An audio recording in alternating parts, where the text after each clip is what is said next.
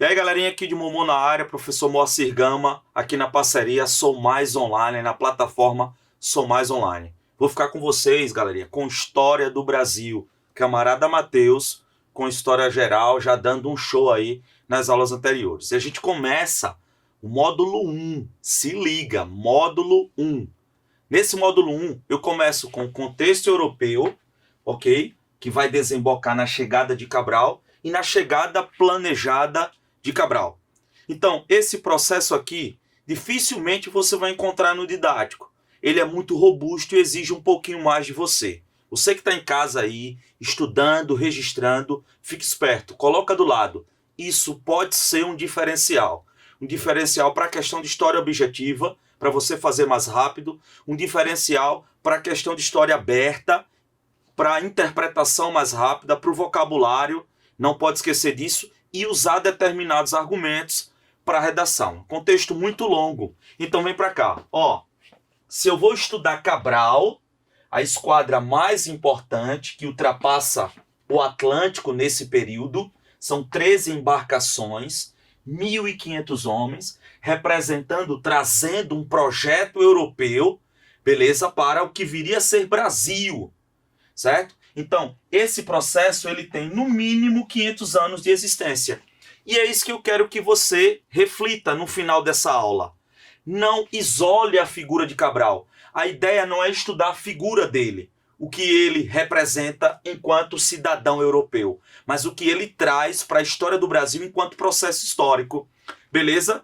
Ele traz exatamente uma burguesia que começa o seu processo de ascensão no movimento cruzadístico. E aí se liga, garotinho, garotinha. Ó, nós estamos desenvolvendo um projeto que vai do século XI, com o movimento cruzadístico, até a chegada de Cabral. Então o que é que ele traz? Ele traz isso aqui pra gente. Ele traz um processo de ascensão que desemboca em sua viagem. E como um processo de ascensão é muito longo, ele traz um processo muito consolidado. E aí, nesse sentido, ele vai ter consequências fortíssimas. Aí vem pra cá. Beleza. O movimento cruzadístico, ele liga a Idade Média à Idade Moderna. Ele pega a crise feudal, ou seja, é um movimento que a igreja desenvolve no sentido de desafogar a Europa feudal. Beleza, professor. Essa crise feudal desemboca no processo cruzadístico. Esse processo cruzadístico reabre o Mediterrâneo. Burgos que estavam sendo formados pela crise feudal, eles se ampliam. E aí uma burguesia insignificante, burguesia essa, que começa a surgir com o inchaço feudal, reocupando as cidades abandonadas do Império Romano, uma burguesia pequena, insignificante, ela ganha uma amplitude quando a igreja faz o movimento cruzadístico. Lembra que eu tenho dois movimentos.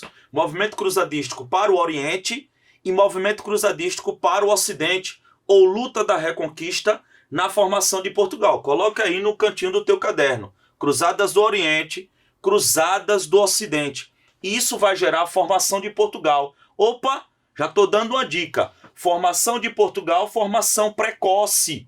E essa formação precoce é uma base para que Portugal seja pioneiro na expansão marítima.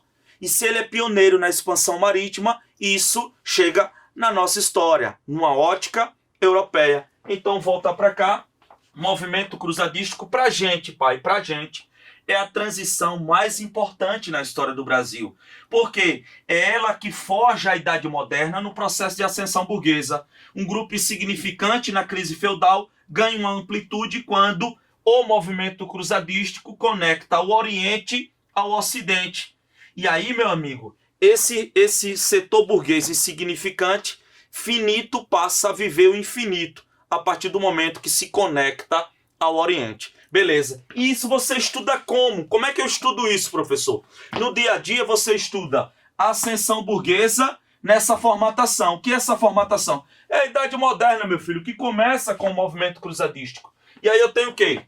O renascimento comercial, que é, na verdade, o aprimoramento da formação dos burgos, né? Feiras, guildas, ligas hanseáticas, corporações de ofícios, e aí você tem que estar ligado, corporações de ofícios, ligas hanseáticas. Coloca do lado, dá uma olhadinha no conceito básico disso, você tem que estar esperto nesses conceitos que eu estou falando aqui. Pronto, Renascimento comercial. Eu tenho uma burguesia desbloqueando o cotidiano das pessoas, oferecendo uma nova maneira de sobrevivência. Se era feudal, agora pode ser também urbana.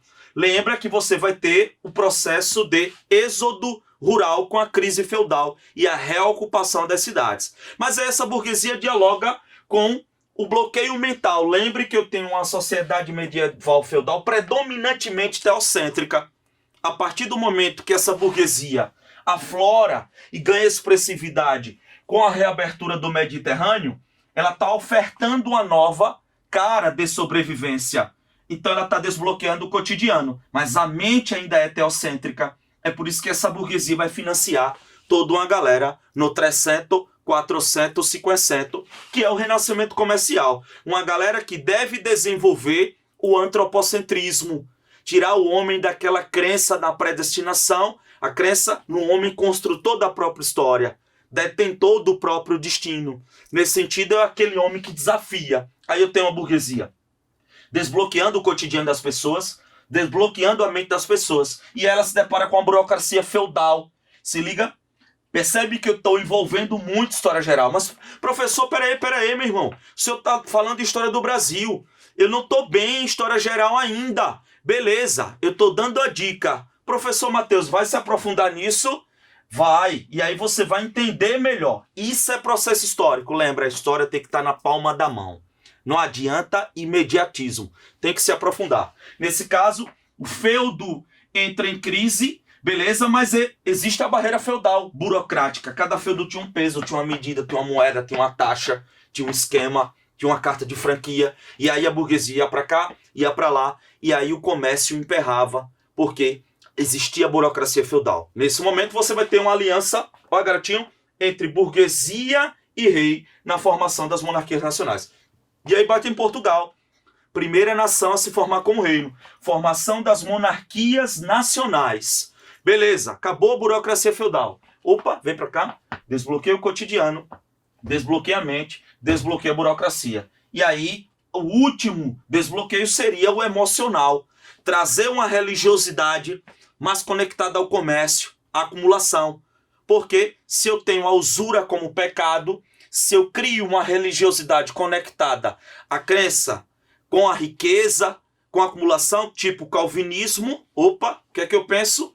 O sinal da salvação de Deus em minha vida é a riqueza através do trabalho honesto, justo. Então riqueza, concentração de riqueza, capital, isso não é pecado. Pelo contrário, são os escolhidos por Deus. E aí eu trago a religiosidade, a minha ótica burguesa, beleza?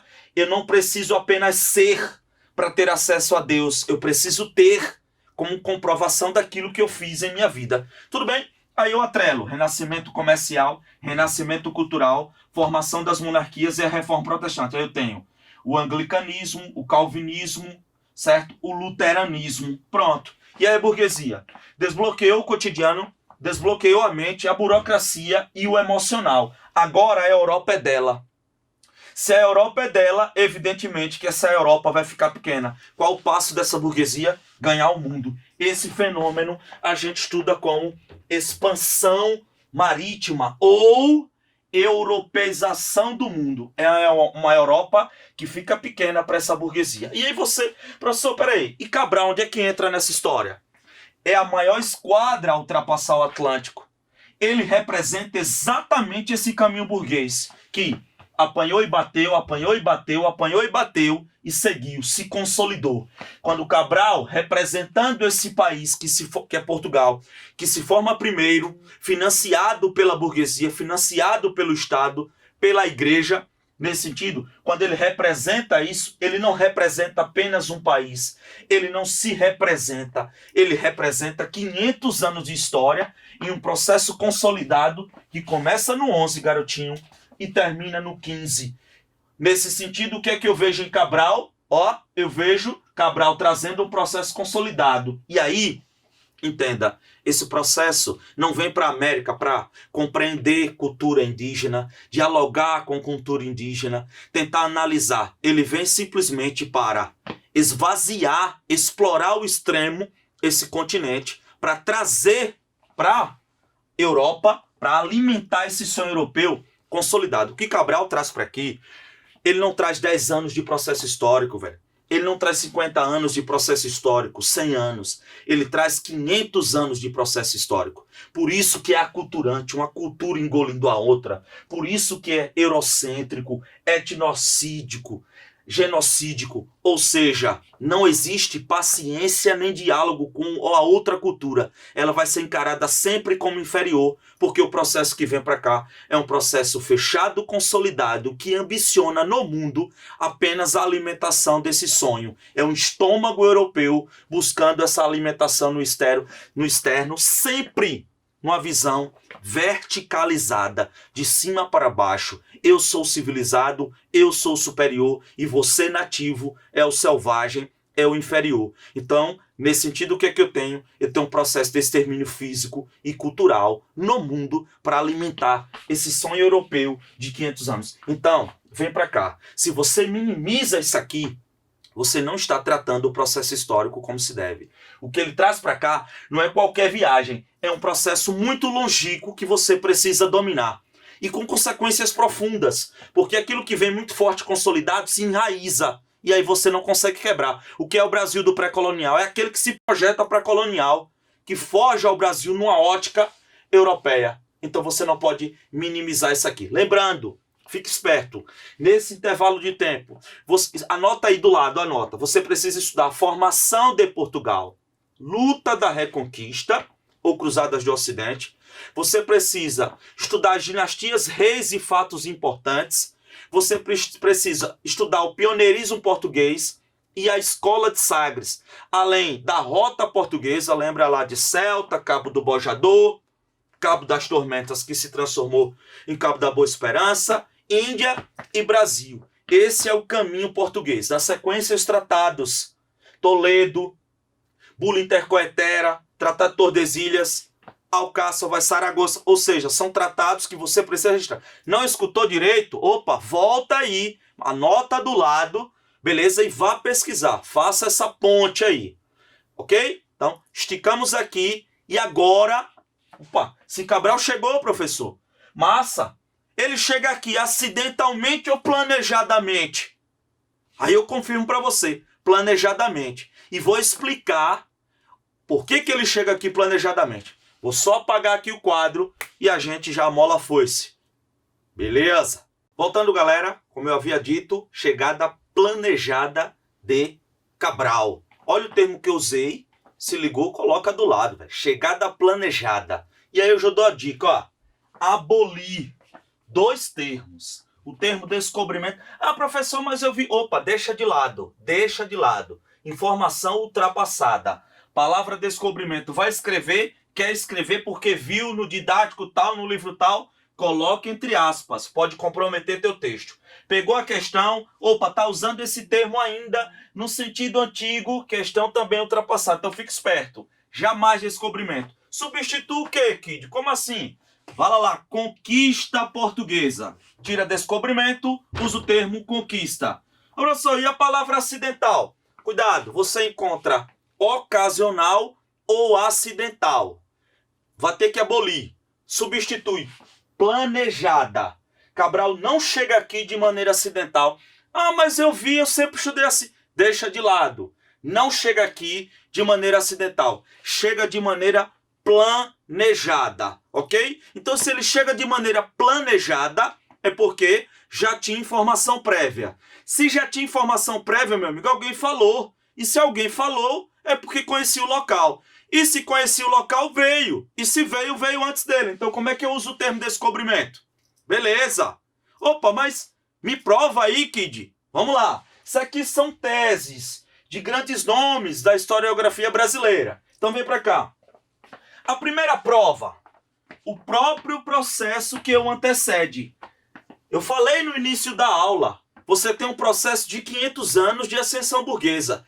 Ela jamais, caminhando como caminhou, ia dar um tiro errado desse, jogar 13 embarcações, 1.500 homens, para que Cabral, que não era um navegador, há relatos que ele nunca tinha navegado, por sinal, ele apenas administrava. Mas peraí. Parou tudo, Kid.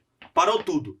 Como é que uma burguesia que caminha, um Estado que se forma, vai jogar um cara para liderar a maior esquadra a ultrapassar o Atlântico oficialmente até então.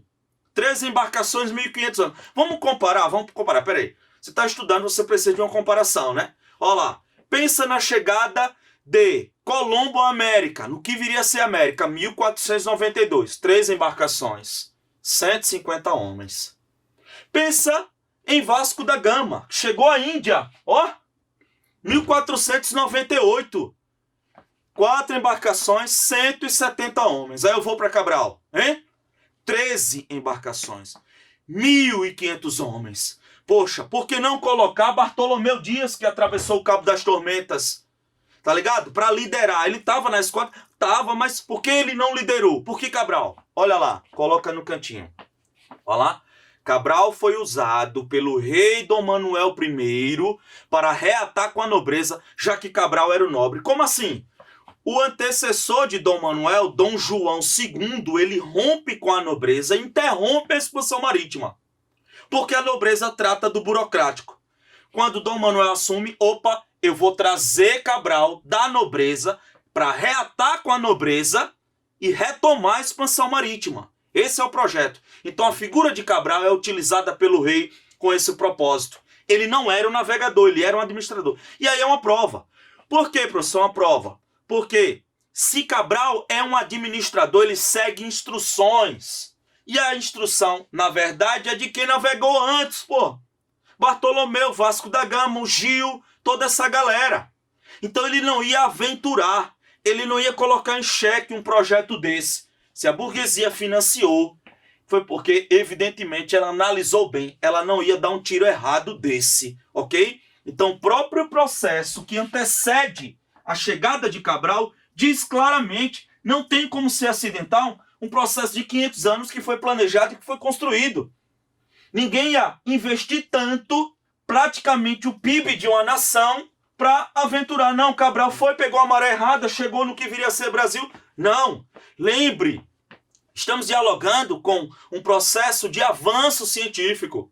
Lembra lá que existia em Portugal a cidade de Sagres, em que os caras estudavam a arte náutica, moral. Então, são cientistas que estudam mapas, que constroem mapas, toda a tecnologia marítima. E só em Portugal tinha isso, velho. Inclusive ganhou o nome de Escola de Sagres. Então significa dizer que o próprio processo que joga Cabral no mar foi um processo muito bem elaborado. Não foi a esmo. Pelo amor de Deus, Cabral chegou de maneira acidental, não se encaixa no padrão. Beleza, Kid. Tudo bem, mas eu tô desconfiado, velho, ainda. Tô desconfiado. Me dá uma segunda justificativa. Olha lá. Não reabastece em Cabo Verde. O que significa isso? Isso é uma tese, pai. Isso é uma tese. Provando que ele chega aqui planejadamente. Vamos lá, vem pro mapa. Aqui é um rabisco, viu? É um rabisco. Olha lá. Portugal, Lisboa, Pou, 9 de março, Pou, Cabo Verde. Beleza. Todo navegador que ia para a Índia, e oficialmente Cabral ia para a Índia, para obrigatoriamente Cabo Verde, ele recebe instruções de Vasco da Gama, de Bartolomeu, de toda a galera.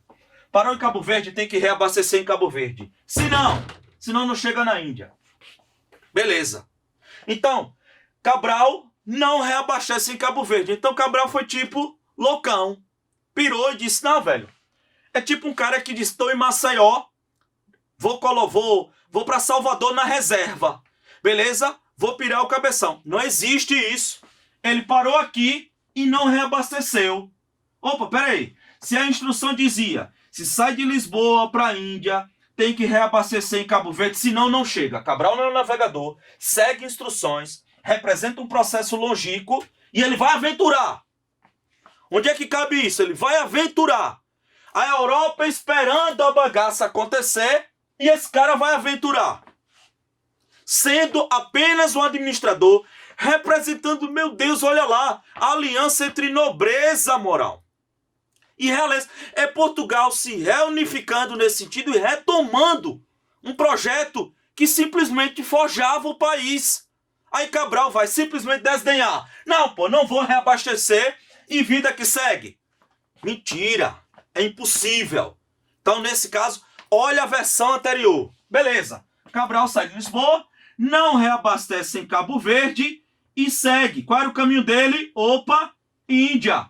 Ó, olhou aqui, Índia. Mas, de repentemente, veio um tsunami. Porque isso não é a maré errada. Ó, jogou Cabral aqui.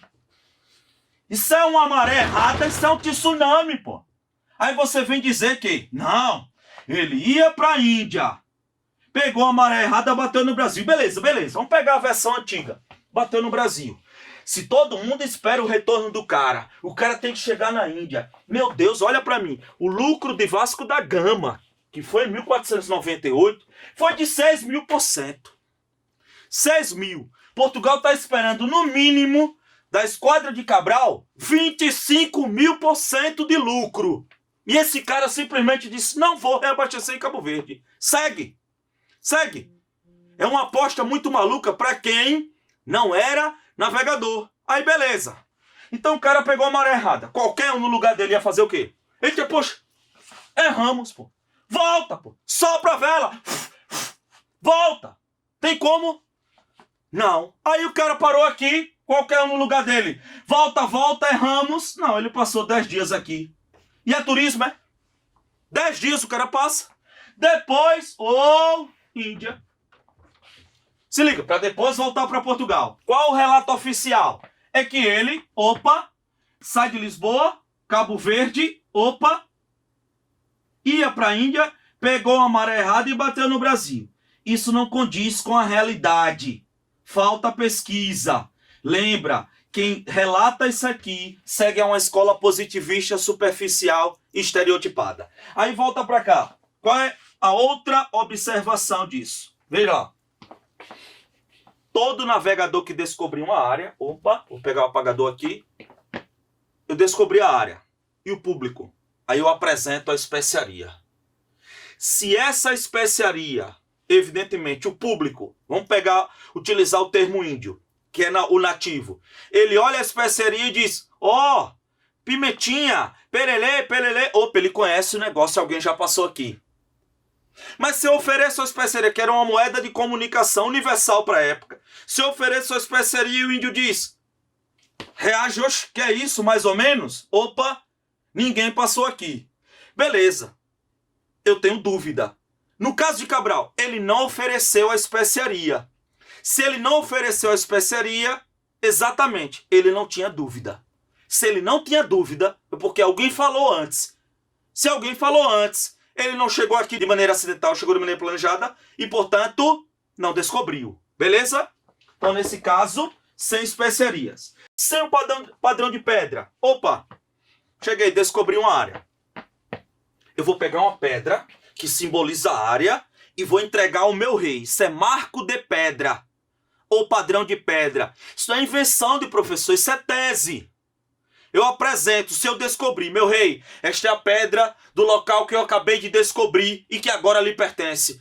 Cabral não fez isso. Todo navegador que descobria, ele fazia isso. Cabral não fez. Por que ele não fez? Porque ele sabia que alguém já tinha feito. Ponto. Beleza. E a perplexidade? Caminha narrou. Olha lá o que Caminha narra. E olha que Caminha tinha tudo para exagerar. O que ele narrou? Ele disse assim, E a tripulação, chegamos e a tripulação não se tomou de perplexidade. Pera aí, meu amigo. Tá de brincadeira. Sai no dia 9 de março, 22 de abril. 43 dias no mar. 43 dias no mar. Supostamente chegou de maneira acidental. No mínimo, pera aí. Meu Deus, chegamos no Brasil. Ou seja, ficar perplexo depois de 43 dias no mar, cheguei de maneira acidental, supostamente em uma área, e não fico perplexo das três uma. Ou eu já vim, ou eu já ouvi muito falar, ou eu estou em coma. Não existe.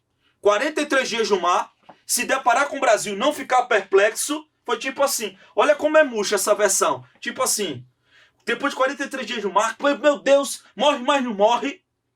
Aí eu chego no que viria a ser Brasil. Beleza, galera? Chegamos aí, aquela oca ali, pronto. já vim aqui, tal, aquela oca, tal, ali você vai viver, pererê. Tipo assim, como se já conhecesse a área, por isso eu não fico perplexo. Já ouvi muito falar, eu já vim aqui. Mas isso é narrativa de caminha. Eita, 27 páginas. Beleza? 27 páginas a carta de caminha. Massa. Vamos mais um pouco? Quer mais? Você ainda está desconfiado? Não, não. Você está inventando. Chegada acidental? Não, não. Chegada planejada? Não, não. Opa, vamos mais. Os tratados. Vê lá, olha lá, Cabo Verde. Vem pra cá, ó. Vem pra cá, ó. Cabo Verde. Isso. Disputa entre Portugal e Espanha. O Papa interfere, pega Cabo Verde, 100 léguas. E passa uma linha. Desse lado pertence a Portugal, desse lado pertence a Espanha. 100 léguas. Que tratado é esse? Ah, pera aí, que tratado é esse? Puxa pra cá, ó. Vou escrever aqui, ó. Bula intercoetera. Olha lá que nome bonito. Intercoetera. Sabe quando foi feito esse tratado? 1493. 7 anos antes de Cabral chegar aqui. 7. Mas vamos lá. Portugal fez tal, depois Portugal questionou. Oxi, 1493, 100 léguas. Cabo Verde já era de Portugal. Portugal disse, ei, Papa, quero não. Eu quero 370 léguas. Oxi, saí de 100 para 370, isso. Aí eu apago os 100 e eu vou para 370 léguas. Olha lá, olha lá. Uou! Que tratado é esse? 370 léguas. Que tratado é esse? O outro. Tordesilhas. Tordesilhas. Quando foi isso? 1494. Olha que doideira. Portugal pede para sair de 100 léguas para 370. E agora esse lado pertence a Portugal e esse a Espanha. E Portugal não sabia dessa área. 6 anos antes de Cabral chegar aqui. E ele não sabia da área. Portugal disse assim, bota 370. E aí o Papa perguntou, e por que 370? Você conhece alguma área ali? É? Não, não, é porque eu gosto do número 370. Só se explica assim. Não tem lógica. Beleza? Tudo bem. Aí, os antecessores de Cabral. Pegou, né, o esquema dos dois tratados. Os antecessores. Aí eu tenho, anota aí do lado. Duarte Pacheco chega em 1498 no Brasil, a serviço de Portugal. Produz um livro. O rei Dom Manuel pede para que ele faça como segredo de Estado, porque tinha dúvida na localização. Vicente Pinzon chega em janeiro de 1500. Diego de Lepe chega em março de 1500. Cabral chegou em abril. Você tem navegadores que chegam antes de Cabral. O navegador português, Duarte Pacheco, e os espanhóis, Vicente e Diego, antes de Cabral. Por que os espanhóis não efetuam domínio? Por conta do Tratado de Tordesilhas. Ok? E por que Duarte Pacheco não efetua? Porque ele chega no norte e tem dúvida. E o rei segura a produção. Fica como segredo de Estado essa obra dele, Duarte Pacheco. 20 anos. E aí, antes de Cabral. Todos eles chegam antes de Cabral. Então, como é que Cabral não descobriu o Brasil porque tinha nativo aqui? Cabral não descobriu o Brasil para Portugal porque um navegador português antes dele chegou. Cabral não descobriu o Brasil para Europa porque espanhóis passaram antes dele. Onde é que cabe o termo descobrimento para Cabral? Não existe. Então, muito cuidado, que eu já vi questões, e eu vou enviar as questões, nós vamos dialogar sobre questões aqui, e eu vou provar como é que cai isso aqui. Porque você pode falar, professor, mas não cai isso. Eu vou enviar questões, a gente vai discutir questões, e vou apontar como isso é cobrado. Ok? Então, tese, os tratados e os antecessores de Cabral. Tudo bem? E para fechar, professor... Aí, meu amigo, para fechar de vez, a carta de caminha. A carta de caminha, que é a nossa próxima aula. Fique esperto. Numa visão histórica. Ó, fala em achamento. Ô, meu filho, você só acha o que você procura, certo? E você só procura aquilo que você sabe que existe. Caminha tinha tudo para exagerar e dizer, descobrimos o Brasil. O cara não fez isso na carta. Eu vou fazer... Você só acha o que você procura. E você só procura aquilo que você sabe que existe. Ei, bicho, tá procurando o quê? Sei não, você é doida. Você só acha o que você procura. E você só procura aquilo que você sabe que existe. Por isso a carta de caminha fala em achamento. ela não fala em descobrimento. Provei aí para você que Cabral chegou aqui planejadamente. Valeu, galera. Até a aula 2. Abraço do Kid.